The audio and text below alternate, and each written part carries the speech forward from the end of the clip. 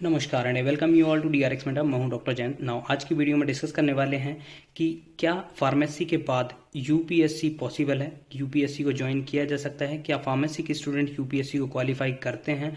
और with fact आज की वीडियो में डिस्कस करेंगे कि कौन कौन से फार्मेसी के स्टूडेंट हैं जिनने आईपीएस, आईएएस, आईआरएस, एसडीएम जो स्टेट पीसीएस के थ्रू बनते हैं उनको क्वालिफाई किया। तो ऐसे बहुत सारे स्टूडेंट हैं। लास्ट तक बने रहिए हमारे साथ, आपके माइंड में भी एक क्लैरिटी आएगी कि यदि आप जीरो से आरआरबी फार्मासिस्ट या किसी भी फार्मासिस्ट की प्रिपरेशन स्टार्ट करने की सोच रहे हैं तो आपको एक क्लैरिटी आएगी कि उससे अच्छा कि आप कोई नॉन टेक एग्जाम की यदि प्रिपरेशन करेंगे तो आपको लाइफ में फर्दर कोई भी एग्जाम की प्रिपरेशन करने की जरूरत नहीं पड़ेगी। क्योंकि ऐसे बहुत सारे स्टूडेंट हैं जो कि फार्मासिस्ट बन चुके हैं, लेकिन उसके बाद क्या हुआ कि उनको जॉब सेटिस्फेक्शन नहीं हुआ, उसकी वजह से उन्होंने जॉब छोड़ के किसी दूसरे की प्रिपरेशन स्टार्ट कर दी या जॉब के साथ ही प्रिपरेशन स्टार्ट कर दी। तो चलिए स्टार्ट करते हैं।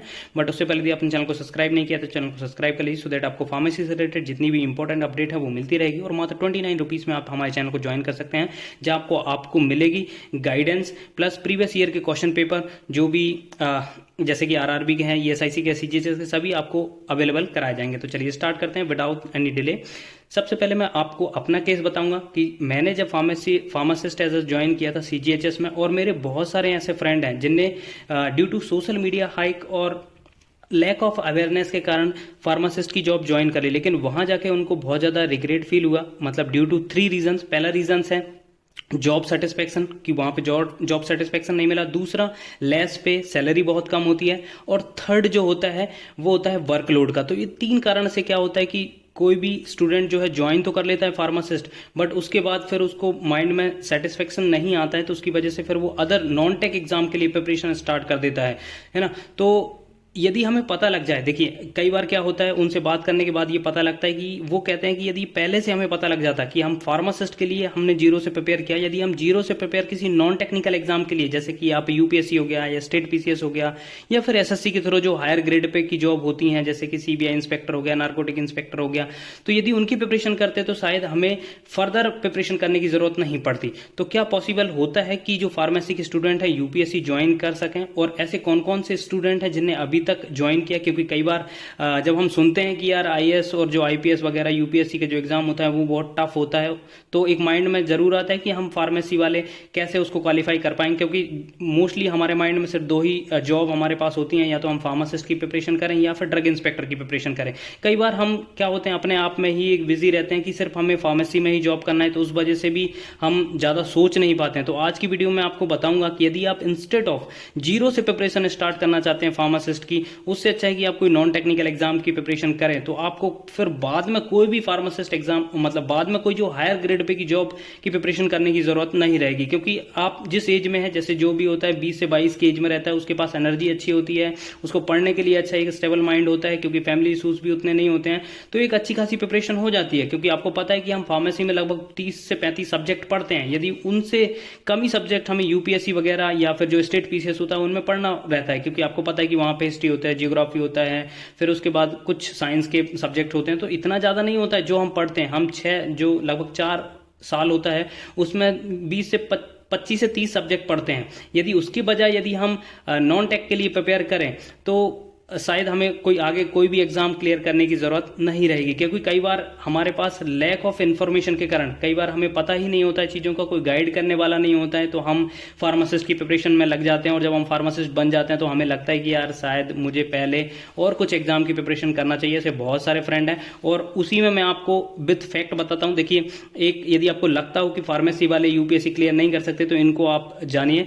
मनिक नंदन, ये एक साउथ से हैं और इनने क्वालिफाई किया हुआ है। देखिए यहां पर लिखा हुआ है story of pharmacist who become IAS. तो ये फार्मेसी की हुई थी, इनने एम फार्मा किया। एम फार्म होने के बाद इनने क्या किया कि इनने ड्रग इंस्पेक्टर क्वालिफाई किया। ड्रग इंस्पेक्टर क्वालिफाई करने के बाद फिर ये आरएएस बने, मतलब रेवेन्यू इंस्पेक्टर, रेवेन्यू सर्विसेज में गए, फिर उसके बाद आईएएस ऑफिसर बने। तो एक एग्जांपल ये है जो कि बहुत पहले का है। रीसेंट एग्जांपल मैं आपको बताऊं तो ये इनका है, आईएएस फ्रॉम द फार्मा। यहां पे आप देख सकते हैं आंध्र प्रदेश के 2 एक्सपेरेंट हैं, जिनमें से Pushpit Sahitya from Visakhapatnam, M Maurya Bharadwaj from Narsipatnam secured 24th rank. आप देखिए रैंक भी देखिए कि 24th रैंक और 28th रैंक से इनने क्लियर किया। यहां पर आप देख सकते हैं, यदि आपको लग रहा है कि ये फार्मेसी के नहीं हो सकते, तो यहां पर लिखा हुआ है साहित्य who had completed her B Pharmacy from College of Bhima worm took the mental of cracking the civil after completing her M pharmacy from a college in New York. तो इनने बी फॉर्म किया और एम फॉर्म किया, उसके बाद इनने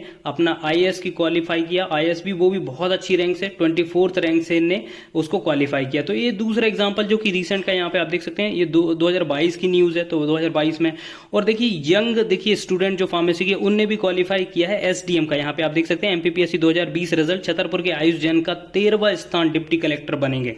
ठीक है, तो ये भी आप देख सकते हैं, ये एक सागर से इनने बी फॉर्म किया है, एम फॉर्म किया, उसके बाद इनने ड्रग इंस्पेक्टर भी क्वालिफाई किया। अब ये इतनी जल्दी क्वालिफाई कर गए, इसका मतलब ये है कि इनने जब बी फॉर्म ज्वाइन किया था तो उसके साथ ही इनने प्रिपरेशन स्टार्ट कर दी। अब प्रिपरेशन स्टार्ट कर दी तो क्या होता है कि जब आप नॉन टेक्निकल के लिए पढ़ते हैं, मतलब नॉन टेक एग्जाम के लिए पढ़ते हैं, तो आपका नॉन टेक्निकल बहुत स्ट्रांग हो जाता है। और आपको पता है ड्रग इंस्पेक्टर में दोनों पूछा जाता है, फार्मेसी भी पूछा जाता है और नॉन फार्मेसी भी पूछा जाता है। तो इनका नॉन टेक्निकल तो ऑलरेडी क्लियर था ही, और सागर से पढ़ाई करी है तो इनने बहुत अच्छे से बी फॉर्म में पढ़ाई करी, तो इनका ड्रग इंस्पेक्टर क्लियर हो गया। फिर उसके साथ ही इनने एमपीपीएससी भी क्लियर कर लिया। तो ये बहुत यंग एज में देखिए आप एसडीएम बन गए। अब इनको और आगे एग्जाम की प्रिपरेशन करने की जरूरत नहीं पड़ेगी। लेकिन यदि आप फार्मासिस्ट बनते हैं, वहां पर आप देखेंगे कि जॉब सेटिस्फेक्शन नहीं है, वहां पर वर्कलोड बहुत ज्यादा बढ़ता जा रहा है। थर्ड, आपको वहां पर लेस पे मिलेगा एज कंपेयर टू जब आप अपने जो बैचमेट होंगे उनसे कंपेयर करेंगे, तो आपको एक लगेगा कि शायद मैंने भी पहले कोई प्रिपरेशन करी होती, या फिर मुझे भी कोई गाइड करने वाला होता, तो मैं अपने ड्यूरिंग बी फॉर्म में ही एक अच्छे से प्रिपरेशन स्टार्ट कर देता, सो दैट मैं भी आज आईएएस या फिर कुछ अच्छी जो रिस्पेक्टफुल जॉब है वो ज्वाइन कर पाता। ठीक है, तो ये बहुत सारे एग्जाम्पल हैं ऐसे जो कि फार्मेसी स्टूडेंट को बताते हैं कि उनने भी आईएएस, आईपीएस, आईआरएस और एसडीएम क्वालिफाई किया हुआ है। ठीक है, तो आपको पता है आईएएस बनने के लिए सिर्फ बेसिक डिग्री की जरूरत होती है, बैचलर्स डिग्री की। तो जो भी बी फॉर्म के कैंडिडेट हैं वो इसकी प्रिपरेशन स्टार्ट कर सकते हैं, या फिर जैसे कि जो जिनने डी फॉर्म किया वो यहाँ पर ज्वाइन नहीं कर सकते, क्योंकि डी फॉर्म जो होता है वो डिप्लोमा होता है, यहाँ पर बैचलर डिग्री की आवश्यकता होती है। तो जो बी फॉर्म के कैंडिडेट हैं उनको फर्स्ट ईयर से ही अपने माइंड में क्लैरिटी लेके आना चाहिए। यदि वो 3-4 साल कंसिस्टेंटली प्रिपरेशन करेंगे, और आजकल आपको पता है कि वैसे भी ऑनलाइन कोचिंग आपको प्रोवाइड की जाती है, तो ऑनलाइन कोचिंग आप ले सकते हैं, और अपनी ड्यूरिंग बी फॉर्म में ही आप यदि प्रिपरेशन स्टार्ट कर दें, और प्रिपरेशन करने के बाद आपके 3-4 साल बाद जब आप डिग्री हो जाएगी आपकी, उसके बाद जैसे ही फॉर्म भरेंगे तो लकीली यदि आपका हो जाता है तो आपको कुछ भी करने की जरूरत नहीं पड़ेगी। बाद में एक आपको पता है कि आईएएस, आईपीएस और एसडीएम वगैरह इनको इतनी सारी फैसिलिटी मिलती हैं, बंगला मिलता है, उसके बाद उनको नौकर मिलते हैं, गाड़ी मिलती है, सैलरी भी बहुत अच्छी होती है, एक रिस्पेक्टफुल जॉब होती है, तो कहीं से भी कोई भी प्रॉब्लम नहीं होती है यदि आप सही डायरेक्शन में सोचना स्टार्ट कर देते। कई बार हम क्या है सोचते ही नहीं है, सिर्फ यही सोचते हैं कि हम फार्मासिस्ट बनेंगे या ड्रग इंस्पेक्टर बनेंगे। और आपको भी पता है फार्मासिस्ट की वैकेंसी कितनी आती है, बहुत ही कम वैकेंसी आती है। अभी जो हम देखें तो ईएसआईसी की बात करें तो 2019 में आई थी, उसके बाद 2023 में आई है।